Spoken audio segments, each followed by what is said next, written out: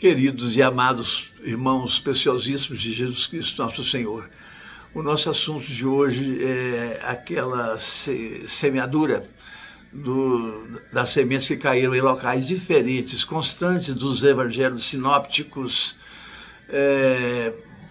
sinópticos por serem semelhantes, tal como consta em Mateus 13, de 1 a 9, Marcos 4, de 1 a 9, Lucas 8, de 4 a 15, o que os tornam diferentes do Evangelho de João, que tem uma dinâmica diferente, com poucas parábolas, poucos milagres, mas com muita ênfase em mostrar a divindade de Cristo Nosso Senhor como sendo o Filho de Deus.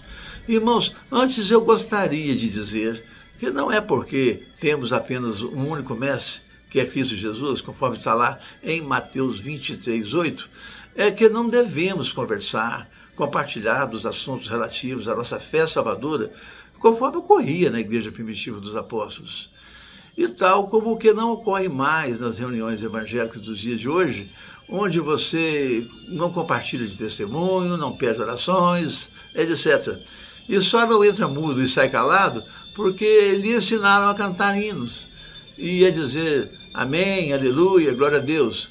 Então, tal como temos feito, eu gostaria de conversar hoje com os irmãos sobre a riqueza que há nos ensinamentos de nosso Senhor, mestre, contida na chamada parábola do semeador. As sementes são sempre as mesmas, pois é o próprio Evangelho do Reino, onde Cristo nos fala de 4 sementes. A primeira, a que caiu à beira do caminho, sendo pisada e consumida por aves. Trata-se daquele que, apesar de ter ouvido o Evangelho, não creu. E desde já esse povo não manifestou o menor interesse, seja por ateísmo, ou mesmo porque pertencem a outra crença, como judaísmo, budismo, islamismo, hinduísmo, etc. Quanto à segunda semente, a caída entre as pedras, está subentendendo tratar-se de alguém que por um breve tempo até se empolgou com o Evangelho, aceitando aquele clássico convite: quem quer receber Jesus como Senhor e Salvador? Então batizam, mas por pouco tempo, pois advindo as aflições espirituais, se escandalizaram e abandonaram. Quanto à quarta semente, a que caiu em terra boa, isto é, se referindo aos crentes que perseveraram e foram salvos. Agora, mas hoje vamos nos ater especialmente à terceira semente, pois ela é um perigo para nós todos, pois sabemos que o preço, o salário, a consequência do pecado é a morte, do pecado não arrependido, conforme está lá em Romanos 6, 23. Mas aqui na terceira semente, aquela que caiu à sombra e abafada por espinheiros, representa os deleites da riqueza. Estamos diante de um caso em que não estamos propriamente praticando pecados, mas igualmente perdendo a nossa salvação, sem praticar pecado algum, ou mesmo sem negar Cristo, com os lábios, mas descuidando da fé.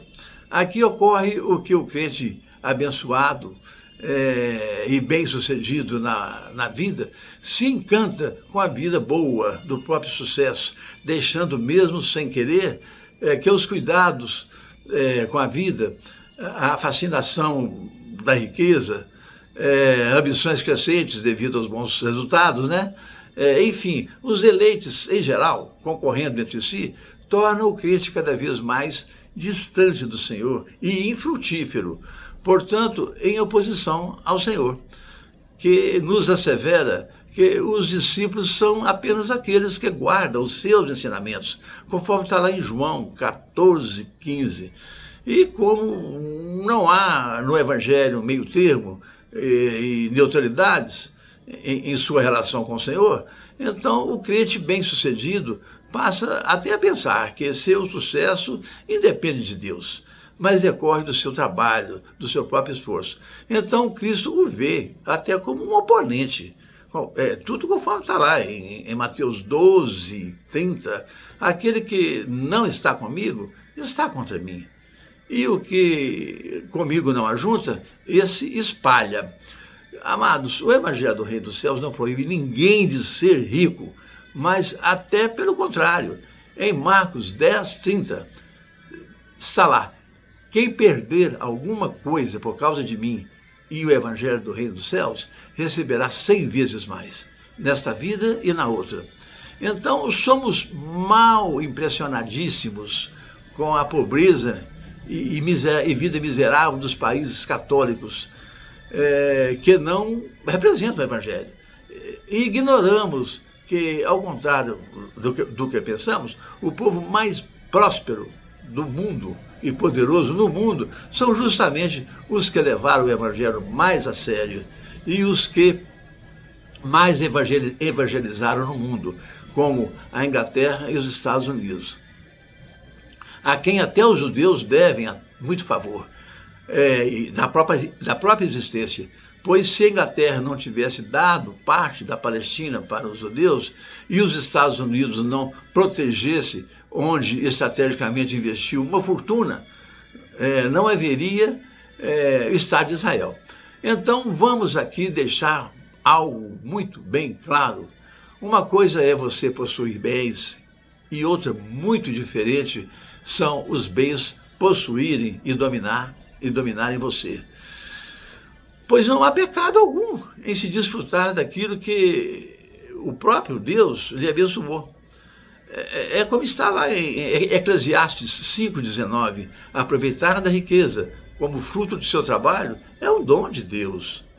E bem resume Paulo em 1 Coríntios 10,30, com aquela frase: como posso eu ser vituperado, como está escrito lá, né? Como posso eu ser difamado pelo que eu mesmo agradeço a Deus? Entretanto, perigoso se torna quando o cuidar da vida se torna descuidar da sua própria fé. Ocorrendo o que Cristo nos disse, conforme Mateus 15:8, não me nego com lábios, mas com atitudes. Então, o perigo é quando o crente permite que o prazer e o deleite resfriem tanto o calor do amor a Deus, a ponto de se tornar uma pessoa morna em suas atitudes espirituais. Isto é, nem quente e nem frio, o que causa náuseas e enjoos ao Senhor, conforme está em Apocalipse 3:16. Porque és morno, estou para vomitá-lo da minha boca. Amados, o Senhor não se agrada dos que retrocedem, afirmando que serão todos destruídos, conforme está lá em Hebreus 10, de 38 a 39. Por isso, Jesus nos deixou lições tão sábias e pedagógicas, preocupadas com nossa salvação, diante do perigo esperado no juízo final, conforme está lá em Lucas 12:20. Louco, esta noite pedirão sua alma. E o que você preparou para mim?